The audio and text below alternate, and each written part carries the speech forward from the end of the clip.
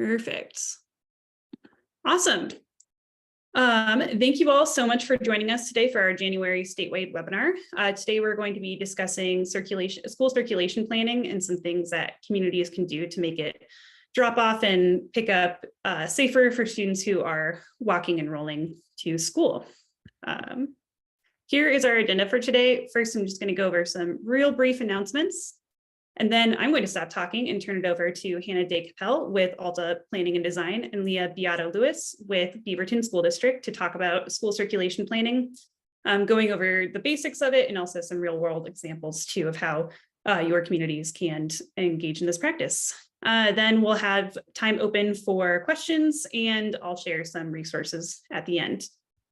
So with that, announcements. Just some quick announcements. I think most people already are aware of this, but Winter Walk and Roll to School Day is coming up in February. We have the official date as February 8th, but again, celebrate when makes most sense for your community. If you're planning on celebrating on the 8th, be sure to order your incentives by February 1st so that those can get to you on time. Our website, which I will put in the chat here in a minute, has all of the tools, information that you might need for helping your planning, as well as that incentive order link. Our next webinar is going to be on Tuesday, February 21st from 11 to noon, and we'll be sending out details about that very soon. Another plug for Jumpstart training as well too. This is our Train the Trainer program for bike and pedestrian safety education. We're actively planning for spring and summer trainings right now. So if you're interested, if your schools are interested, please submit an interest form and we'll get back to you on scheduling for that. We just recently launched our Safe Routes mentorship program. If you're interested in mentoring a new coordinator or a person who is new to Safe Routes, go ahead and submit that form and we'll pair you with someone in your region or someone who's doing like things or wants to do things similar to what you're doing, so you can help give them some of that peer mentorship. And then finally, we have added a jobs page to our Oregon Safe Routes website. So if you would like to list a job for your area that is Safe Routes related, or if you know someone who is interested in getting involved in Safe Routes and getting paid for it, then you can go ahead and find a job there. And I'll put all of those links in here in just a moment. All right, and with those very quick announcements, I'm going to hand it over to Hannah.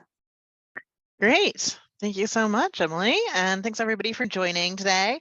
I think I know most of the folks on the call, but I'm Hannah Day-Kapell. I'm a planner with Alta Planning+Design, and I'm the overall project manager for the ODOT Safe Routes School Technical Assistance team. So today I'm going to share with you the principles of planning for school arrival and dismissal, really focusing on what a school community can do to improve circulation for everyone who's accessing the school. I'm not going to cover technical transportation planning or engineering. I'm expecting you all to work with your local public works departments on that, but hopefully I can shine some light on the process and how to get started with that kind of work. So next. Today, I am going to talk about how you get organized around identifying your needs at your school, who to involve, and what the process is, what data to look at, and then talking about specific ideas for circulation on your school sites, off the sites, that in ways that the school community can get involved, and then wrapping up with policies and promotion for improving, encouraging folks to walk and bike to school. And I'm hoping you'll come away with from the webinar with a better understanding of what people need to get to school, whether they're walking, biking, or driving, ideas for improving circulation at your schools, and then a knowledge of the next steps for longer term improvements. Next. So as you may know, the overarching goal of the Oregon Department of Transportation Safe Routes to School program is to reduce barriers for students to access schools. And we focus on making walking and rolling safe, convenient, and fun for students. I'm going to provide examples and images throughout the presentation drawn from our team's work across the state.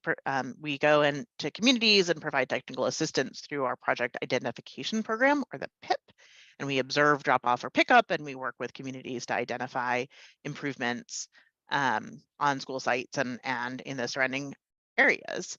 We have seen a lot of different kinds of conditions and challenges that students encounter across our great state. I'm certainly not going to be able to cover all of them in this meeting, but I know you all do this all day too. So I would love your input and your thoughts about, what your experiences are. If you've encountered some of these challenges, please feel free to share through the chat, ask any questions, or raise your hand to chime in. And hopefully we'll have plenty of time for Q&A at the end of the presentation. So next slide, just some definitions to get us all on the same page. So when I talk about circulation, I'm thinking about how people are traveling through the space depending on what mode they're taking. We talk about school zones, which are the roads within 1 or 2 blocks of the school, depending on the configuration.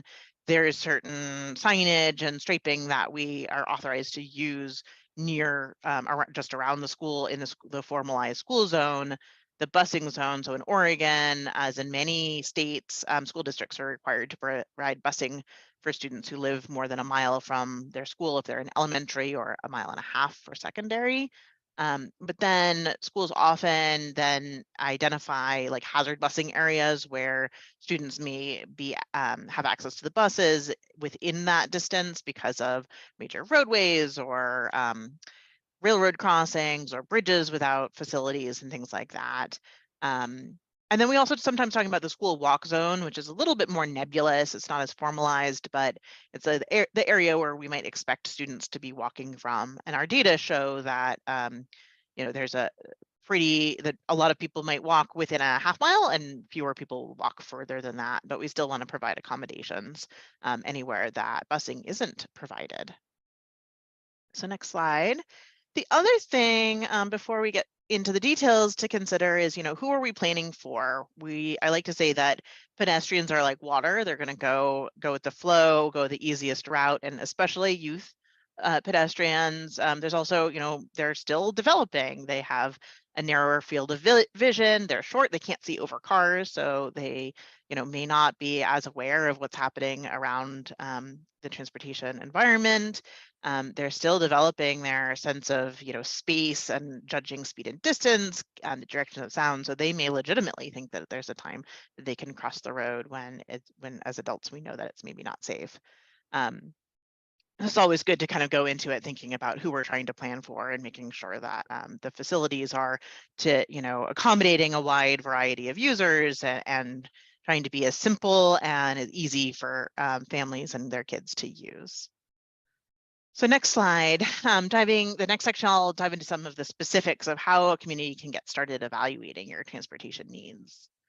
So next, so we often, like I mentioned, we start with walk audits. We convene a team and observe at arrival or dismissal.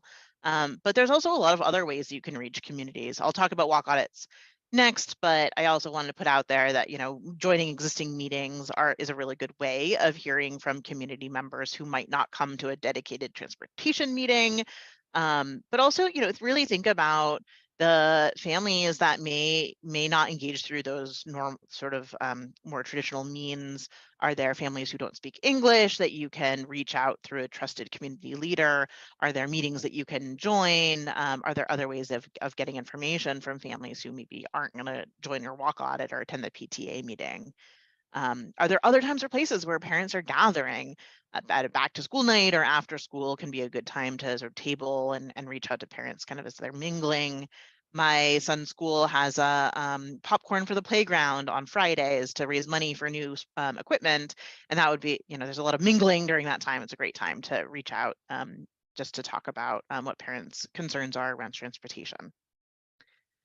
So next slide, when you're doing any sort of engagement, in particular walk audits, you want to have a wide variety of folks involved. Of course, you want to have the school involved with anything that might impact the school's circulation and the facilities, and then your crossing guards are the ones who really see what behaviors and what challenges happen on a day-to-day basis.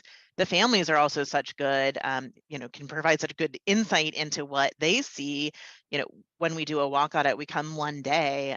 Sometimes schools can observe a couple times, but still, asking the families, Where does the water pond when it's been raining a lot? Where is there a barking dog that families like cross the street early to avoid? And that those kinds of things we don't have in our transportation planning data, but can really impact the decisions that families are making as they're getting to school, and they can really help identify some improvements that will benefit the entire community.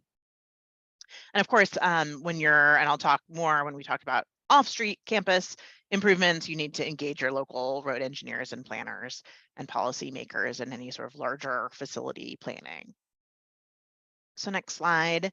When you do a walk on it, again, an observation of, right before the arrival bell or at dismissal bell, you can have your volunteers, look at in key places and observe the circulation. I encourage folks to really focus on behaviors and where are people walking, where are they biking, how are students accessing the school and getting into the front door of the school using the different modes. How do they interact? Are there places that the different modes come into conflict?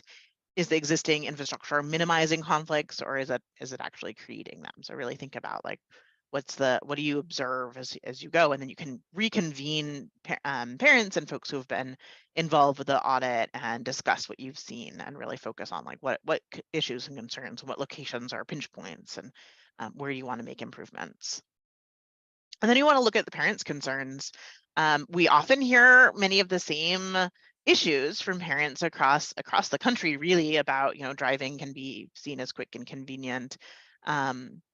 And a lot of parents, have concerns about traffic speeds and volumes. But it's also, similar to what I was saying before, it's really important that you're talking to all of the different kinds of families that are serving your school. If you can do like a focus group or maybe a lower key coffee with the principal with families who maybe wouldn't fill out a survey or wouldn't otherwise provide information, that can be really valuable. One community, we did a survey where we asked parents to identify as Black, Indigenous, or people of color, or BIPOC, and we found that the families identifying as white really had many of the same concerns we see a lot about traffic speed and volume. And weather and convenience. And then the families identifying as BIPOC more often were concerned about stranger danger and getting a sibling to their school. And so there were other issues that kind of came to light as we dove into the data a little bit more, and it can really help us design our Safe Routes to School countermeasures to meet all of the community's needs. Next slide. So then I'm thinking about what the school needs as well, of course. They want to get students to school safely and overcome any barriers to students, actually attending school. And I'm going to talk a little bit more later about communicating what the desired circulation is to parents, and that's something that I really want to emphasize. There are opportunities to communicate with parents that can really make improvements to the traffic flow on your school properties. And then you also want to think about other roadway users and who else is, using the road. Next slide. There's agricultural equipment in a lot of our state that can, limit the kinds of infrastructure that we can use, the turning radius and things like that. We have a lot of livestock and we see all sorts of things on our walk to school. University students and other sort of uses of the roadway should be considered as you're thinking about access to the school.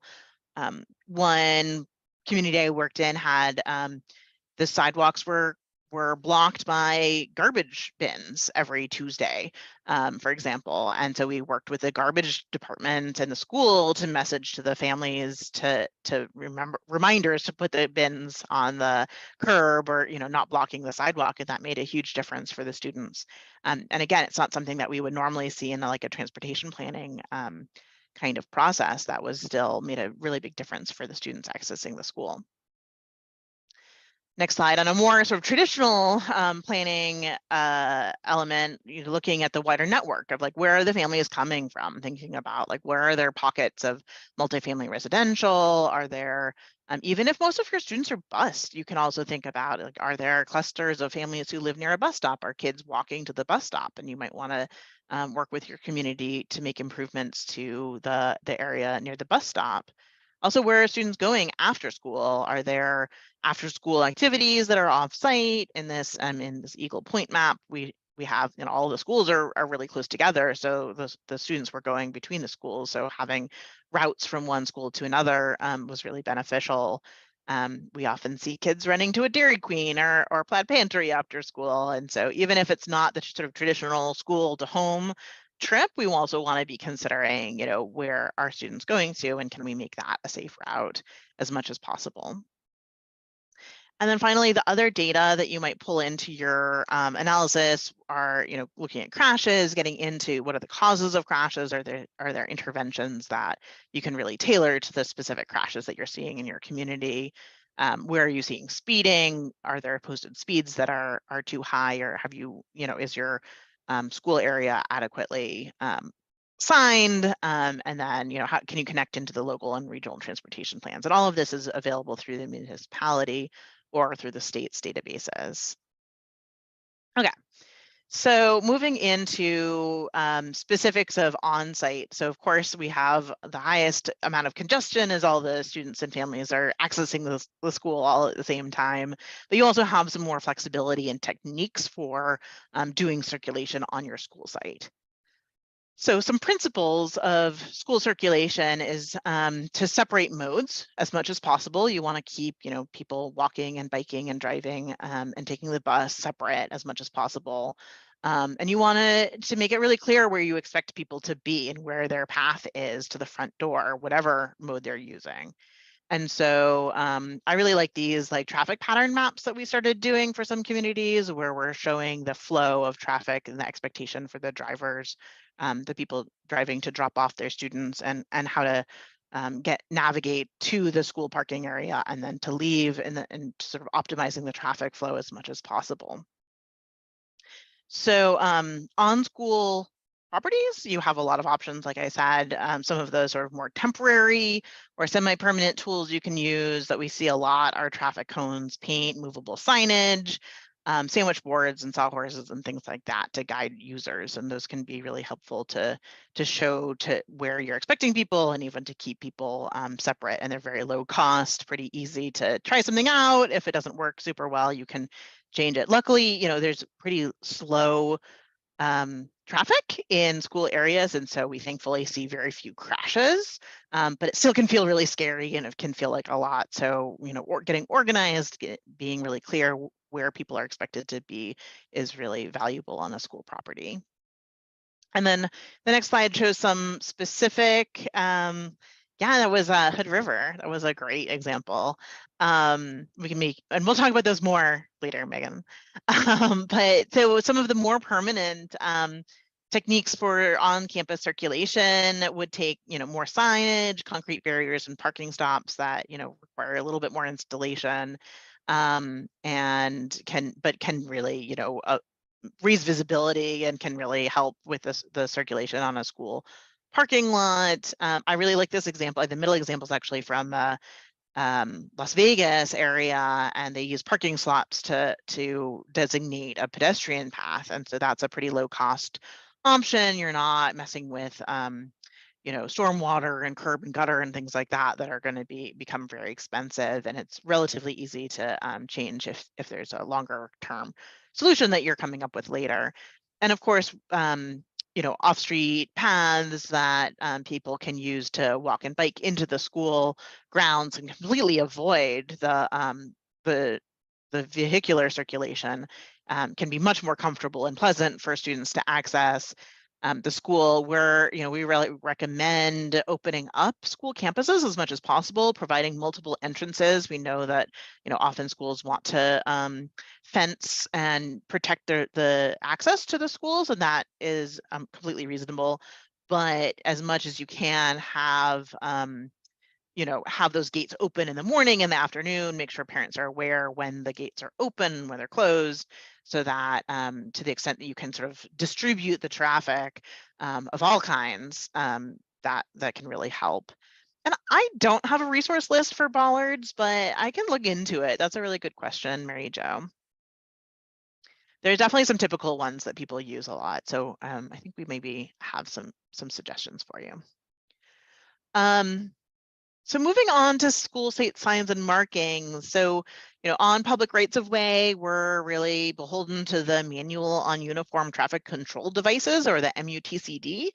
You're not tied to that within a school setting, but we highly recommend using those signs. There's very specific standards for what font and color and size and the size of the text and all of that kinds of things.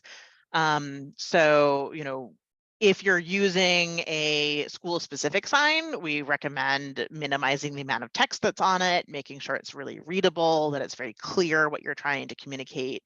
We often go onto school campuses and see conflicting guidance from signs and pavement markings and things. So really try to make it as simple and easy as possible.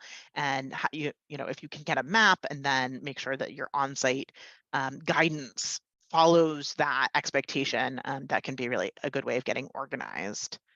So Megan asked about the grants for schools to provide bike ped only access points. So that's a good question. The Community Paths program that ODOT offers does do off-street. I'm not sure if the school site would apply, but we can look into that. And honestly, like for a school path, sometimes it can be like a community project. It doesn't need to be a fully paved concrete path, or maybe that's like phase 2. You can do, a lot with like decomposed granite or bark chips or something as a sort of temporary. That could be like a Boy Scout project or some like community group. So I'm happy to chat more about that if folks are interested. And then a note about bike parking, another place where I think I wish I had better grants to offer you all, but there's been a lot of movement in terms of like recommendations for bike parking. The main thing is that it needs to be on a stable surface, and there should be 2 points of contact with the bike frame so that you can lean up your bike while you're then locking it. We see a lot of different kinds of bike racks in schools throughout the state, throughout the country. Many of them are what we consider substandard. They're still good to, it's good to have something there. It's better that, to don't remove it if you don't have an option to replace it. But I also came across this beautiful picture of a brand new school in Portland that has this gorgeous bike parking.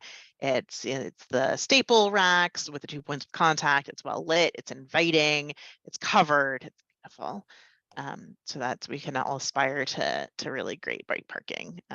In the meantime, we'll be looking for grants to suggest that you all use. We know this is an issue across the state.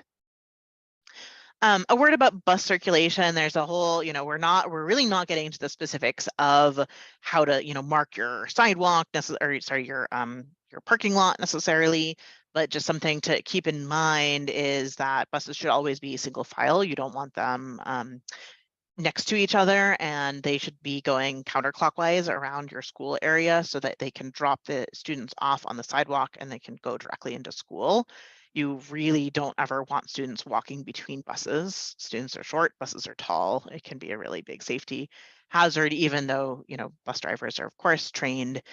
It's just introducing challenges that you really don't want to if you can avoid it at all.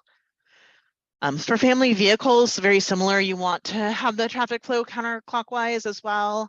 One big consideration is that, to the extent possible, students should never be crossing the vehicle traffic, so that you should have a sidewalk that enters the school area and isn't crossing the traffic right on the school as much as possible. You want the students to load directly from onto the sidewalk, so that from the backseat passenger side door. And then something that we see a lot is that, turning out of the school driveway, if people are allowed to take a left turn when they're driving, they sometimes often get caught in the sort of tail of the queue of cars waiting to turn into the school driveway, and we create like a snake eating its own tail kind of situation, and that's a very common thing that we see. And so on the school site, we often recommend right turn only out of the school parking lot, and then you can really you can do that with just signage, or you can actually put like an extruded curb or like a barrier so that parents are not able to make that turn if this is a really big problem in your school.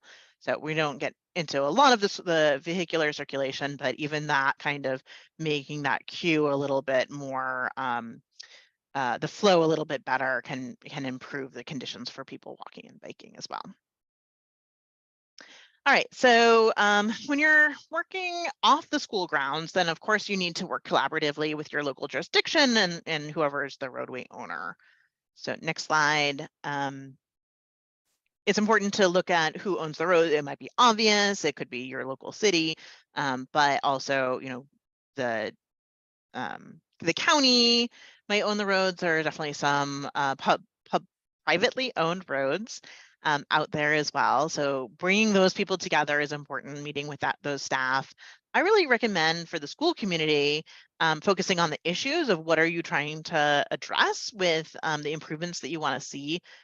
We often come to a community and they're saying, oh, we want stop signs on every block, or they want something that's just not in, you know, in our technical guidance, and it can be a difficult it can be difficult for them to get to what they actually need. So if you focus on the issues that you're trying to resolve, then the engineers can look at the guidance and the local policies and things to come up with the best solution for your community. And so for the off-street site circulation for this presentation, I want to focus on some quick build and some kind of fast improvements that you can do. But if you're looking for a longer term, you know, curb and gutter and bigger sidewalk projects, there's some local regional transportation funds available. ODOT has grant funding available, and there's more information on our website about funding opportunities. So, of course, sidewalks are the ideal way that students would get into school, and that's all not always true throughout the state. We often see sidewalks ending or piecemeal, and it can be a challenge for students with mobility challenges or parents pushing strollers to have a clear path. And so, you know, of course, the larger grants, you know, to do the sidewalk infill are kind of the longer term ideal situation. But in the short term, you may not need a full sidewalk. As long as it's a firm and stable surface and 3 feet wide, it actually meets ADA requirements in a lot of cases. So depending on the size, the volume of traffic on your street, there are alternatives to sidewalks that you can consider. I really like these examples from Shady Grove and Winston that use like paint and the parking stops respectively to dedicate space for people walking, even though they don't have a full build out of a curb and gutter.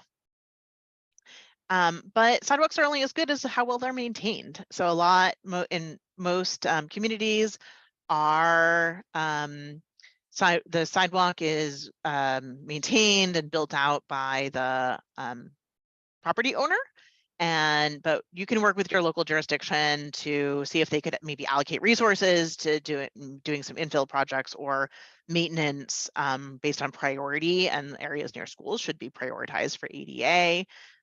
You can also do things like pruning parties to have, you know, we've had a lot of wind this winter, and so a lot of our sidewalks look like this example from Sweet Home, and so you can have a group of PTA or parents go out and do some neighborhood cleaning, do some tree trimming to keep the signs from being obscured by vegetation and things like that, and identifying those maintenance issues so the city's aware of them and aware that they're a problem for students.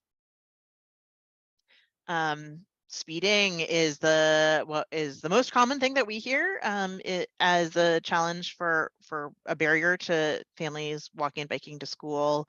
You may have seen this graphic from the city of Portland that, you know, as speeds increase, not only is it more likely to have a collision, but the outcome of a collision is more likely to be fatal or severe. And so anything we can do to reduce speeds at those streets near schools is going to be really beneficial. And so the way we do that is through signing and advanced signing and traffic calming. Next slide. School zone signs I talked about a little bit, but I'm a big fan of the lighting. There's a whole lot of different options for lighting these days, from a beacon to a lit sign to the rapid rectangular flashing beacon, or RFB. Especially in our rural communities where there may be a pretty high-speed street, and then all of a sudden you're at a school and there's not a lot of visual cues to the driver as you approach that school that you're coming into this area that you might expect people to be walking and biking. Having those advanced warning signs that are, adequately distant so that the driver knows and they slow down as they come up on the school area can be really valuable. And some of these things can be relatively inexpensive. We can use solar for the lighting. I like this example of the traffic calming on Cove. Of course, you have to look at what other vehicles are on the street and kind of what your community's interest in traffic calming and willingness to do traffic calming is. So the next topic is marked crosswalks, and in Oregon, as you hopefully know, every intersection is a crosswalk. Whether it's marked or not, but we mark crosswalks near school areas to alert people. It's all about visibility, and also it does encourage the pedestrians to use that specific location to be crossing. But next slide, again, a shout out to our friends in Hood River.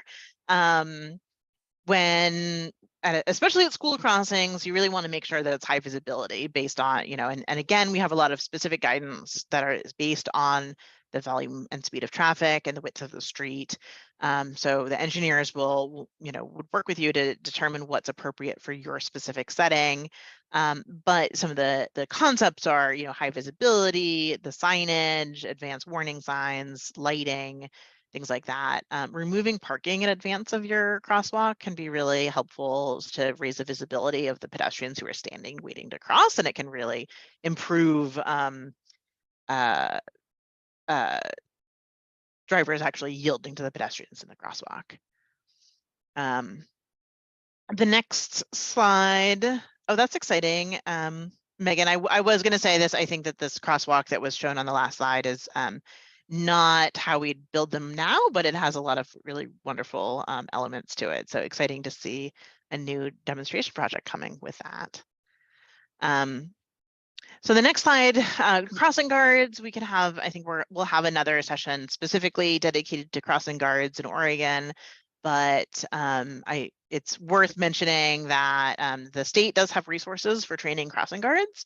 And then Washington County has this really great crossing guard, and the Beaverton School District has a really great training that's available that we can send out in the notes. But the Washington County Bike Ped coordinator, Shelley O'Lear, worked with a team of safe routes practitioners to create this training, and it's meant to be shared and edited to include information for your specific districts, and you can do it in person or online.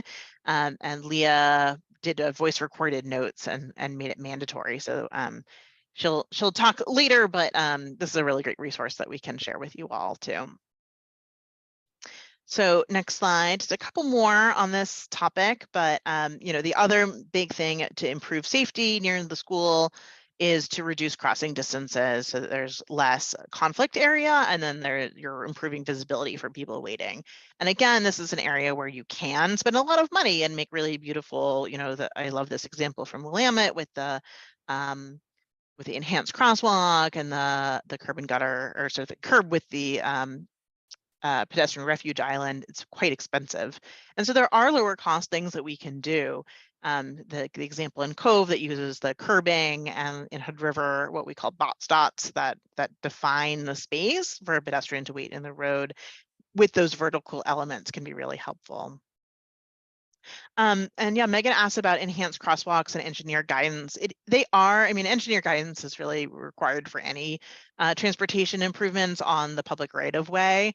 But when we say enhance, there's a wide range of kinds of enhancements, and some of them may have like what we call warrants, which is that there has to show some minimum number of people using it or conditions that need to be met for it to be warranted. And then there are other kinds of things like the lit signs that really don't necessarily need specific guidance, but you want to have some nexus of what the issue is that you've identified and what you're solving with that particular improvement. So yeah, all of these things that I've been talking about, can be done very quickly compared to like a traditional transportation planning process and applying for the funding and everything. And so we're piloting some quick builds for the communities that we did a project identification programs for, and we'll be sharing more about this in another meeting. But there's some opportunities. There's a growing interest across the transportation planning field for these like short-term quick fixes that can really make a big difference for circulation and for safety for kids. And I wanted to share 2 resources for demonstration projects and quick builds. Demonstration projects tend to be a little bit more, they're not intended to stay up as long, and they can be more sort of community oriented with like pretty art and things like that. So on the next slide, Emily, there's resources from our friends in Massachusetts and in Minnesota that are really great, and we can share out those links in the notes. Okay, so just quickly moving into policies and promotion to encourage walking and rolling on your school sites. There's a couple of ideas, and then we have a special guest in this section. So first off, for safety tips, we have some great resources that the Oregon Department of Transportation Safe Routes Group has put together. On the next slide, there's a link to our safety tips. We have them in multiple languages. They're for families who are considering walking and biking or driving to school. And like I said, we really encourage schools to communicate the expectations for not only for kids walking and biking, but also for the drivers of where they should go, how they should be circulating through the space, and all of those kinds of things. And then your policies for the school, certainly we want to avoid any policies that are discouraging walking, biking, or scooting, and all of those good things. One thing that we've seen work really well is park and walks that can, where a school designates a specific location. It could be a park nearby. It could be a church with a shared use agreement where they have they encourage families to drop off their kids and then walk in, and that moves the traffic away from the school site, and it can really make an improvement for circulation, right, as during arrival and dismissal times. And then staggered release is something that I have recommended to schools quite a lot, but I have not been as directly involved with implementing it. So I actually have a special guest today, Leah from Beaverton School District, who is going to share a little bit about staggered release and then hazard busing. Thanks, Hannah. Hi, everybody. So staggered release is a strategy that can be utilized to prioritize walking, biking, and busing, and to increase safety for all travel modes. So it's especially helpful in high traffic areas to assist with decreasing the number of cars queuing up on through traffic streets. The strategy does require a good deal of coordination with school administration and some flexibility in staffing assignments. I've seen that to be our biggest barrier. You really have to have an admin who's on board and willing to work with you.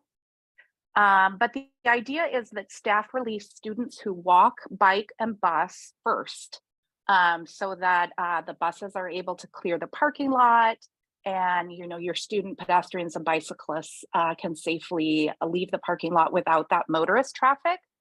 So parent motorists are basically trained to not enter the parking lot until about 10 to 15 minutes after the regular dismissal time.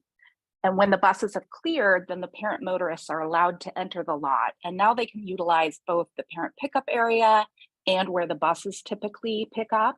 So you have a larger area where students are able to load into the cars, and it makes that loading time go really quickly, and obviously increases safety. So next slide. And then I just also wanted to share with you a little bit more about how to coordinate with your school transportation departments on hazard busing and supplemental plans. It's really a great opportunity for Safe Routes to School programs to advocate for needed infrastructure projects.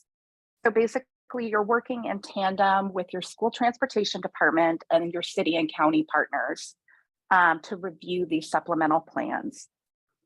Basically, in Beaverton, the BSD Transportation Department conducts a yearly review of their supplemental plan areas within the district. And as Hannah mentioned in an earlier slide about hazard busing, these are the areas where the school district is providing transportation within that walkable 1 or 1.5 miles due to some sort of hazard or barrier. And so basically our Safe Routes to School program then works to advocate for improvements with the city and county that would remove those hazards in that walkable area. And then as those improvements are made, the transportation department is then able to submit a revised supplemental plan each year for approval by the school board. And then once those hazards are mitigated and the busing is removed, we can then, as a Safe Routes to School program, step in to provide targeted programs and services to those areas to increase the likelihood that those students who are new to walking or rolling to school make the choice to walk or bike. So things like providing them with suggested walk routes, walking school bus programs, and pedestrian bicycle education.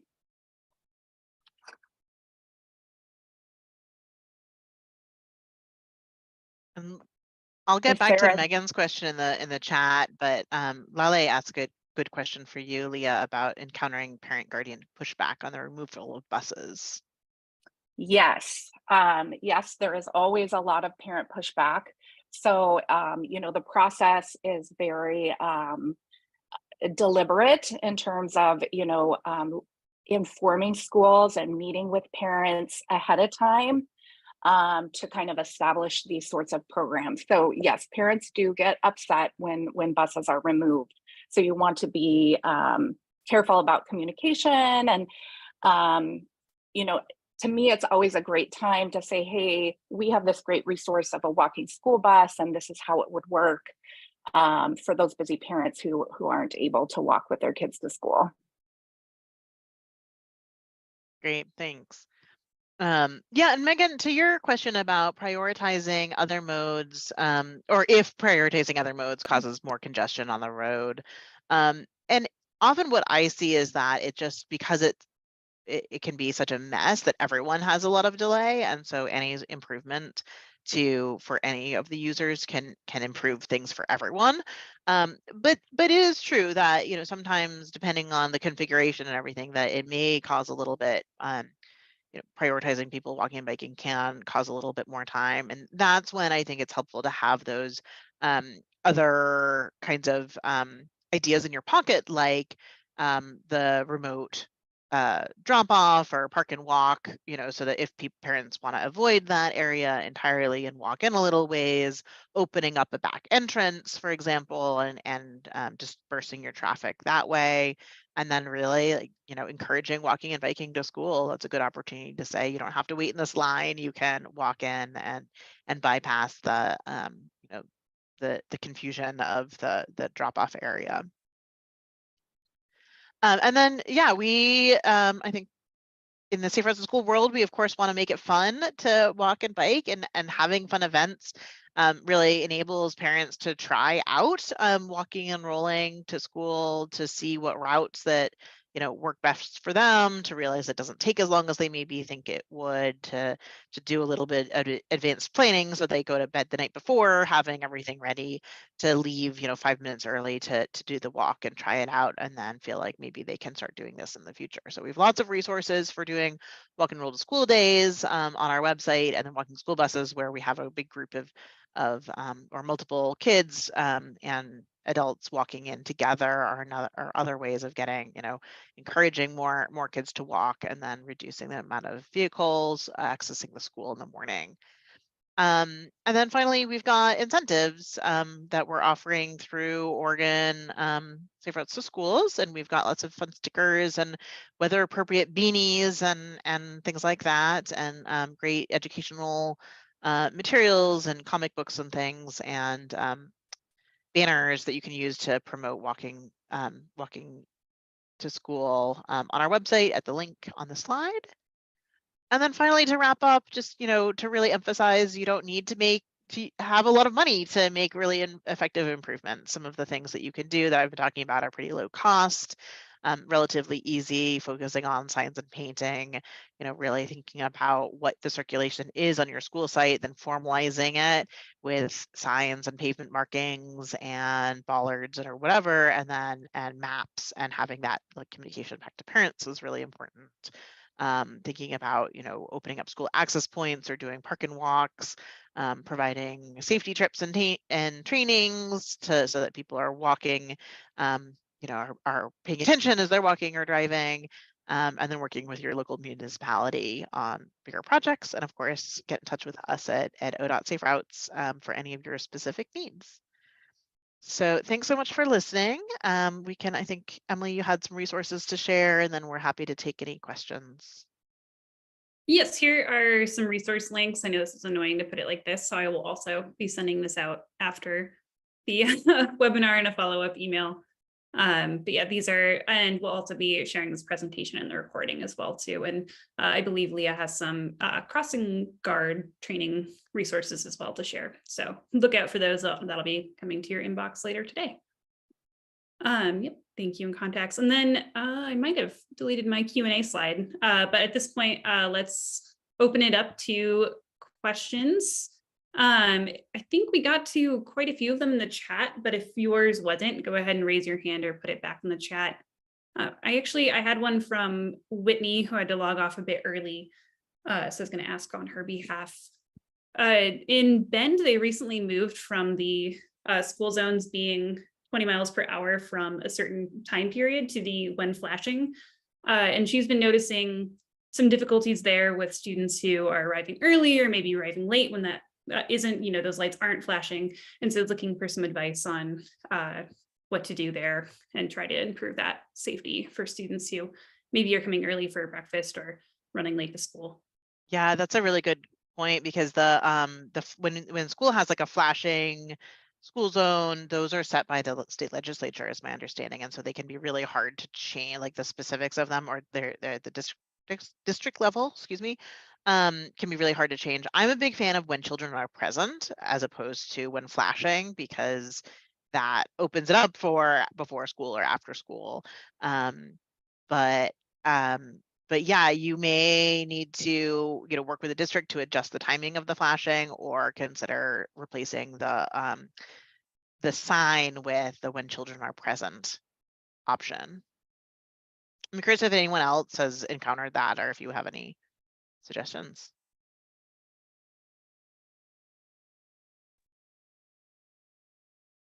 I've had my city and the county just have me give them our times, and then they set it, but they didn't tell me that it's mandated by the state on what the times would be. Is that what you're saying? Yeah, I mostly I know that it's really hard for an individual school to impact when those signs are flashing. Like they cannot be flashing an hour before school, even if the majority of students show up an hour early for early breakfast, for example. Oh, so there's a lot of restrictions to when those can be actually flashing, that can be a challenge for how schools actually operate. Lolly, did you want to say something about this or ask a question? Sorry, no, yeah, I was gonna say that's like the issue with the flashing one is that it has to be accompanied to that, and it's only 30 minutes before and after school, not taking into consideration after school programming. And if you don't have it flashing, that's when you can have the when kids are present. But if it's flashing, it has to be that only when it's flashing. So Thank you, Lily. That's a limiting factor. Yeah, I think there was maybe it was Silverton, where all the school students go to, all of the kids from the same class age go to the same school, and so the buses drop off at all the different schools, and so the kids were assembling at the school an hour before school started, and they were not allowed to adjust their flashers to that time because it was more than half an hour before the school started.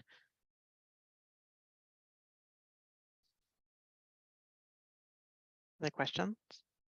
So then maybe that's something we can try to get our local people to advocate to change at the state level. for us to have more say on when the times can be adjusted to?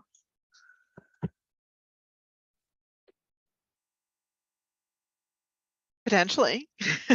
I'm not, yeah, actually that might be a good idea. We can ask a little bit more about what that would look like. I'm not as familiar with that piece of it. Who sets that, those restrictions? I wonder from this group if anyone has gone through the process of advocating and putting in a school zone. Like we have a few schools that don't have a school zone. And that's been troubling for those communities for many, many years. And I just wonder if anyone's gone through that process of advocating and getting a school zone actually installed. I don't personally have experience with that, but I do know that we had one of our local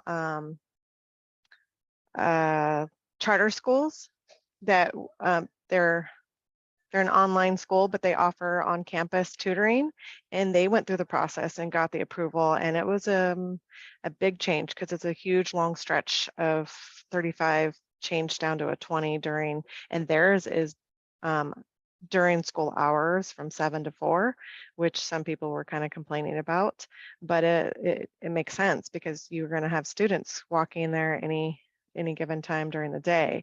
In fact, they probably have more chance of having students in the middle of the day versus our public schools that are running 7 to 4 in class. So I can reach out and ask what they went through, or even ask the city what it took. But I don't, I just know that. Okay, I'll reach out. Katie, I saw you turn on your camera. I was wondering if you had something to add. No, I was just thinking if I did have something to add. Okay, you're hard to hear. Oh, how do you stop it? A little bit better. I was just my good headset batteries. Through the processes around the state, we definitely made a lot of changes to school zones where we've adjusted like the link, or we've reviewed some of the state guidance and worked with the full roadway jurisdiction to like adjust the boundaries of school zones. Something that is pretty straightforward. I was trying to think of an example if we had added a fully new school zone to one of the and nothing is coming to mind.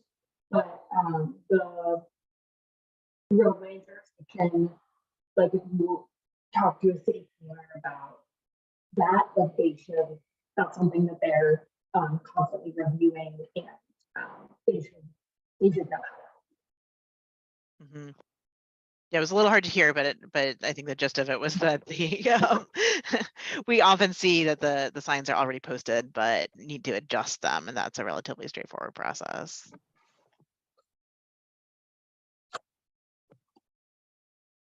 That's a good thing to hear, because I think it was a pretty unpopular move in Bend to move to the one flashing. So. One thing too I wanted to add, just for some more Bend pulling of experience, you were speaking on maintenance of the sidewalks and having to keep that up. One thing we found here is to really engage the walking school bus leaders and teach them how to do walk audits, so that when they're out there leading students on the walking school bus route, that they can report and mark down anything that needs maintenance, so that can be passed on to city officials who might be in charge of that. So definitely say if you have a walking school bus, or just families that are regularly walking to school, giving them a sheet or something to just kind of write down their observations on what needs maintenance is a really helpful way to just keep up on that. Yeah, that's a great idea. And I didn't talk about snow clearance at all, but I know that that's an issue in a lot of our communities. Oh yeah. I will say that I was looking at those RAISE grants today, and some communities have applied for snow melts infrastructure for that. So maybe you apply for the RAISE grant. So interesting. Yeah. That's great. Well, I know that we only scratched the surface of this big topic. I know there was a lot of information we threw at you. We did record this, so if you want to go back to anything, we're also happy to chat about any questions you all may have. And like I mentioned, we are planning on doing a follow-up webinar specifically about pop-up and demonstration projects and school streets down the road a little bit. But if there's other aspects of this topic that you were hoping we would cover that we did not, or that you'd like to keep talking about, please let us know. I think Emily is going to send out a follow-up, what do we call that, evaluation questionnaire. So please let us know if there's other topics you'd like us to cover in the future. Yep. Thank you. And with that, I think we'll close and see you next month on the 21st for our next webinar. Thanks. Thanks everybody so much. Thanks. Thank